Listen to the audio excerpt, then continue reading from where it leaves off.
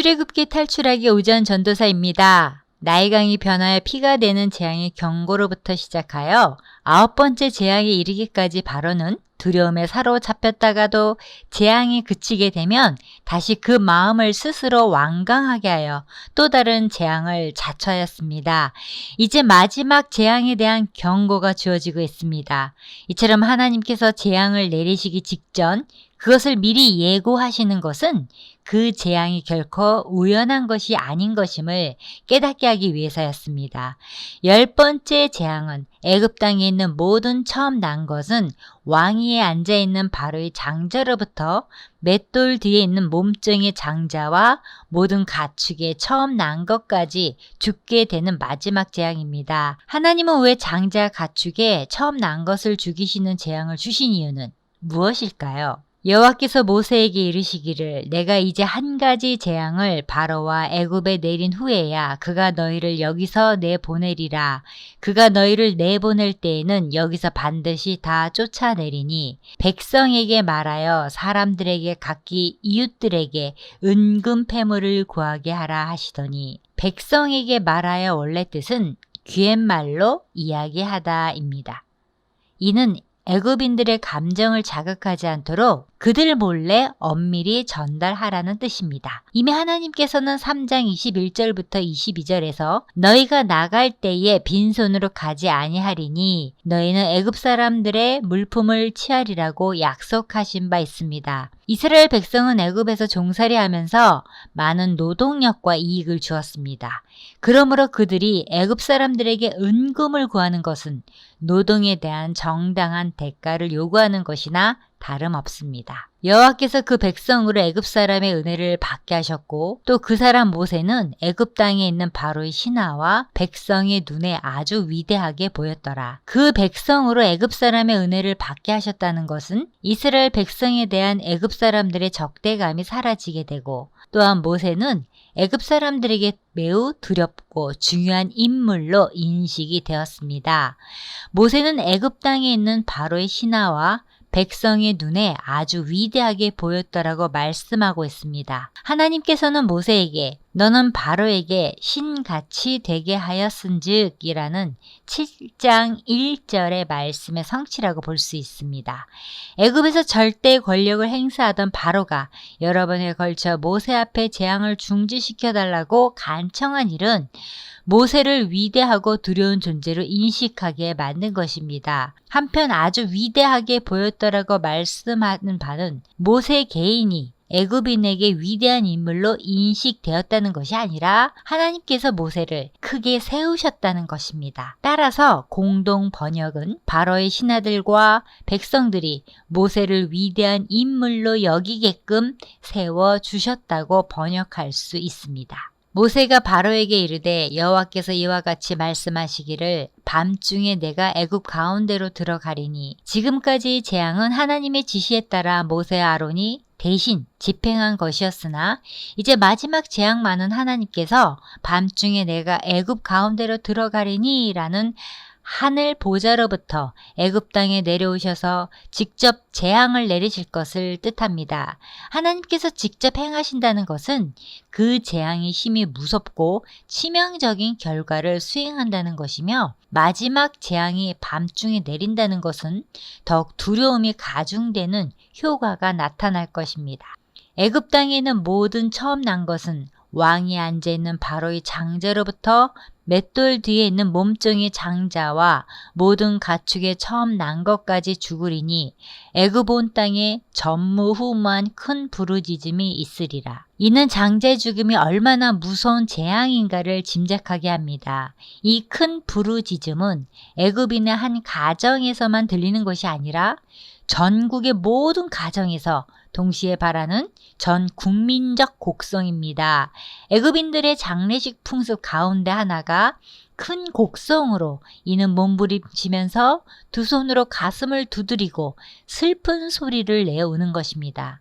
얼마 전까지만 해도 이스라엘 백성이 고역으로 인하여 탄식하며 하나님께 부르짖었으나 이제는 애굽 백성이 슬픔 가운데 울부짖게 될 것입니다. 이 곡성은 애굽의 모든 가정에서 동시에 발해지는 울부짖음인 것으로 큰 슬픔으로 전무후무한 곡성이 될 것입니다. 그러나 이스라엘 자손에게는 사람에게나 짐승에게나 개 한 마리도 그 혀를 움직이지 아니하리니 여호와께서 애굽 사람과 이스라엘 사이를 구별하는 줄을 너희가 알리라 하셨나니. 변화가 있을 때 가장 민감한 동물 중에 하나가 개입니다. 어떤 일이 생기면 제일 먼저 청각과 후각이 발달한 개부터 짖는 것이 상례입니다. 그러나 애굽의 큰 곡성과는 완전히 상반되게 이스라엘 진영에 있는 개는 혀조차도 움직이지 않는다는 것은 하나님의 보호하심으로 지극히 평안하게 있을 것이라는 뜻입니다. 왕의 이 모든 신하가 내게 내려와 내게 절함에 이르기를 너와 너를 따르는 온 백성은 나가라 한 후에야 내가 나가리라 하고 심히 노하여 바로에게서 나오니라. 애굽이 망한 줄을 알지 못하시나이까라고 바로에게 충언했던 신하들은 장자 재앙 후에는 자신의 자리에서 박차고 일어나 모세에게 완전히 굴종하며 예의를 갖추게 될 것이라는 말입니다. 이는 모세의 권위가 하늘을 찌를 듯할 것임을 가리키는 동시에 신격화되었던 바로의 명예가 처절히 추락할 것이라는 의미도 내포합니다. 여호와께서 모세에게 이르시기를 바로가 너의 말을 듣지 아니하리라. 그러므로 내가 애굽 땅에서 나의 기적을 더하리라 하셨고 모세와 아론이 이 모든 기적을 바로 앞에서 행하였으나 여호와께서 바로의 마음을 완악하게 하셨으므로 그가 이스라엘 자손을 그 나라에서 보내지 아니하였더라. 이 부분은 지금까지 전개된 출애굽 전까지의 모든 상황을 개괄적으로 요약하는 말입니다. 지금까지 내려졌던 9제약 들을 다음에 이어지는 10번째 재앙과 구별시킴으로써 10번째 재앙이 최종적인 재앙이 될 것임을 암시해 줍니다. 하나님께서 강팍한 바로의 마음을 방치하신 결과 출애굽의 시기가 모세의 호렙산 소명 사건 이후 근 6개월 이상 지연되었습니다. 만일 하나님의 뜻이라면 당장이라도 출애굽이 가능했으나 그토록 많은 이적과 기사를 베푸신 이후 출애굽을 시킨 것은 분명 하나님의 오묘하신 섭리에 따른 것입니다. 첫 번째 피재앙입니다. 애굽의 경제 종교의 심장부인 나일강에 피재앙을 내리신 것은 애굽의 나일강 신으로 지하세계 신이라는 오시리스와 크누을 숭배하기 때문입니다. 두 번째 개구리 재앙입니다. 개구리 재앙을 내리신 것은 개구리 머리를 가진 부활의 생명과 풍요 다산의 여신인 헤케트를 숭배하기 때문입니다. 이 신은 애굽인들은 나일강이 범람했다가 감해지는 때에 보이는 개구리가 애굽 땅을 기름지게 한다고 여겨서 신성시했습니다. 세 번째 이 재앙입니다. 이 재앙을 내리신 것은 애굽의 땅과 사막의 신 셋 또는 대지의 신 게브라는 학설이 있습니다. 세 번째 재앙부터는 애굽 주술사들이 그들의 패배를 공식적으로 인정하며 이 재앙이 하나님의 권능이라고 고백하며 바로를 설득합니다.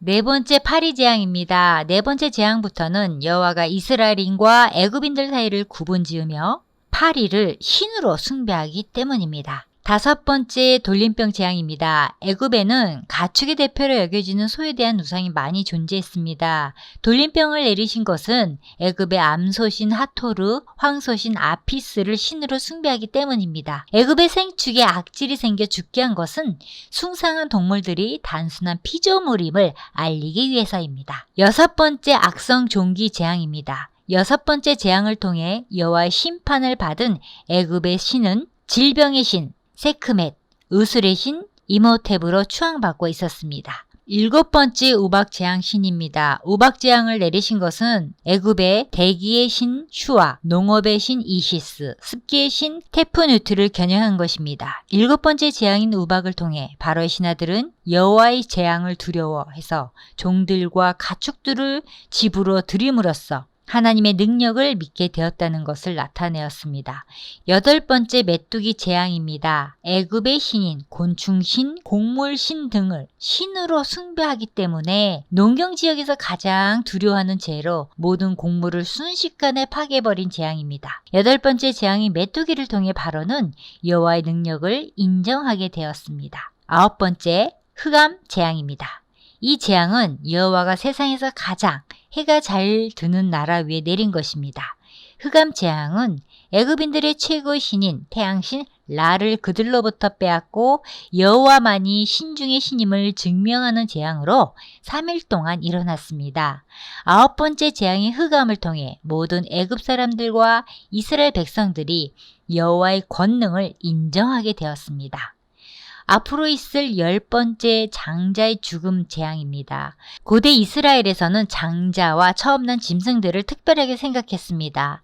땅에서 처음 난 것과 가축에 처음 난 것처럼 여인의 몸에서 맏아들로 여호와가 준 첫 선물로 여겨졌고 이것에 대한 감사의 뜻으로 여호와께 돌려지는 것이 당연하다고 여겨졌습니다. 고대에는 다 그러했듯이 애굽에도 장자는 매우 귀하게 되었습니다. 장자는 아비에게 있어서 늘 기운의 시작이자 가문에 있어서 혈통을 잇는 계승자이기 때문이며 하나님 앞에서 한 가정을 대표하는 인물이기 때문입니다.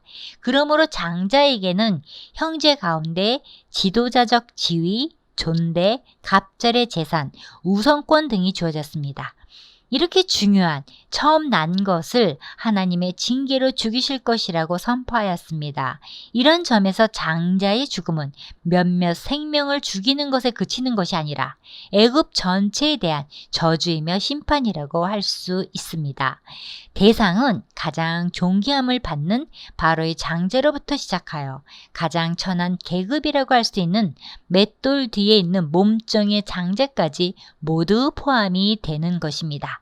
하나님의 심판은 빈부 귀천에 상관없이 모든 사람에게 임할 것입니다. 밤중에 여호와께서 애굽 땅에서 모든 처음 난 것 곧 왕위에 앉은 바로의 장자로부터 옥에 갇힌 사람의 장자까지와 가축의 처음 난 것을 다 치심에 그 밤에 바로와 그 모든 신하와 모든 애굽 사람이 일어나고 애굽에 큰 부르짖음이 있었으니 이는 그 나라에 죽임을 당하지 아니한 집이 하나도 없었음이었더라. 이 재앙은 다산의 신인 오시리스와 생명의 신인 이시스에 대한 재앙입니다. 10번째 재앙은 바로 왕이 계승자를 없애는 재앙이었습니다. 또한 모든 가축이 처음 난 것까지 포함됩니다. 그 이유는 동물들 가운데 신으로 대접을 받는 것들까지 멸하심으로 우상이 얼마나 헛된 것인가를 깨닫게 만들기 위함입니다. 따라서 이것들이 처음 난 것이 모두 죽는다는 것은 곧 애굽의 종교와 경제와 문화 전반에 걸친 애굽인이 신뢰하며 아끼고 소중히 여기던 것들의 삶 전체를 심판하신 것입니다. 마무리합니다. 나를 여호와인 줄 알리라는 분명한 목적 아래 벌어진 여호와 애굽 신들의 전쟁 가운데 여호와는 애굽의 모든 신들에 대해서 승리를 나타내었지만 성경에서 표면적으로 나타나는 재앙의 원인은 바로의 완악함 때문이었습니다. 왜냐하면 바로는 여호와가 누구인지를 모르기 때문에 이스라엘 백성을 내보낼 수 없다고 했기 때문입니다. 바로는 여호와의 존재를 인정하지 않았습니다. 그리고 이것은 애굽 백성과 함께 그 당시 이스라엘 백성들이 가지고 있던 불신앙을 의미하는 것이었습니다. 그렇기 때문에 여호와 하나님은 애굽의 신들과의 전쟁을 통한 승리로 자신이 누구인지를 나타내신 것입니다. 우리는 지금까지 출애굽기에 나타난 10가지 재앙에 대해서 그 재앙이 어떤 애굽 신을 가리키는 것이며 여호와의 완전한 승리가 어떻게 나타나는지를 살펴보았습니다. 출애굽기에서 나타나는 애굽의 10가지 재앙은 애굽을 향한 단순한 재앙이 아닌 나를 여호와인 줄 알리라는 목적 아래에서 수많은 애굽 신들을 대면하여 누가 참된 신이며 참된 신이라 말하는 여호와 자신이 누구인지를 온 천하에 드러내는 많은 사람들이 여호와의 주권을 인정하게 되었습니다. 그러므로 거듭되는 하나님의 재앙은 하나님의 백성을 보호하시고 사단의 자식에게는 멸망이 됩니다. 순종하는 자에게는 구원이며 불순종하는 자에게는 심판이 됩니다. 샬롬.